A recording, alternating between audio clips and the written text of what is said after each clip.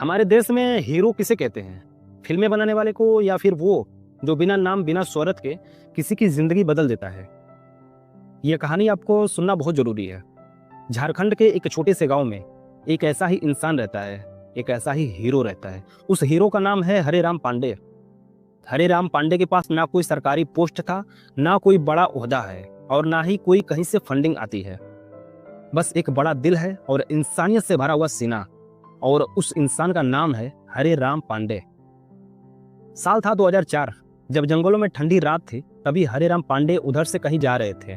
तभी अचानक से जंगलों और झाड़ियों के बीच से एक हल्की सी आवाज आई, रोने की।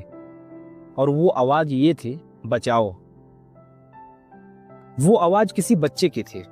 तभी हरे राम पांडे वो दौड़ कर गए। देखा एक नवजात बच्ची कपड़ों में लिपटी मच्छरों और ठंड से कांपती हुई। उस वक्त वो कुछ पल के लिए चुप रह गए। शायद वो सोच रहे थे, क्या करूं, कौन हूं मैं इसे उठाने वाला। फिर दिल ने कहा, इंसान हूं, और यही काफी है। उन्होंने उस मासूम बच्ची को उठाया, सीने से लगाया और घर लेकर आए। घर वाले बोलने लगे, पांडे जी ये क्या किया आपने? ये कैसी बच्ची है, क्यों आपने उठाया, और लोग क्या कहेंगे? लेकिन हरे राम पांडे जी, उन्होंने मुस्कुराते हुए कहा, लोग कुछ भी कहे, पर यह बच्ची अब मेरी जिम्मेदारी है।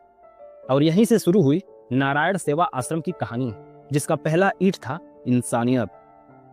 समय बीतता गया, एक बच्ची से 2 हुई, फिर 3, और आज हरे राम पांडे के पास 35 अनाथ बेटियां हैं।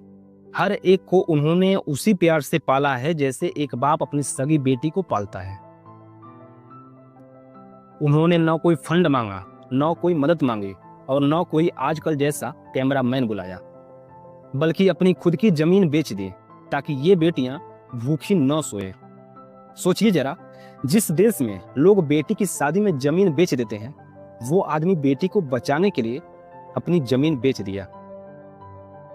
यह कहानी सुनने के बाद मेरे मन में एक सवाल आता है, क्या ऐसे इंसानों को भारत रत्न नहीं मिलना चाहिए, या फिर हमारे अवार्ड सिर्फ नेताओं और सेलिब्रिटीज के लिए बने हैं? हरे राम पांडे को शायद कोई पहचान नहीं मिल सका, पर अफसोस ये है कि ऐसे लोगों पर न कोई डॉक्यूमेंट्री बनती है, न कोई सरकार ध्यान देती है।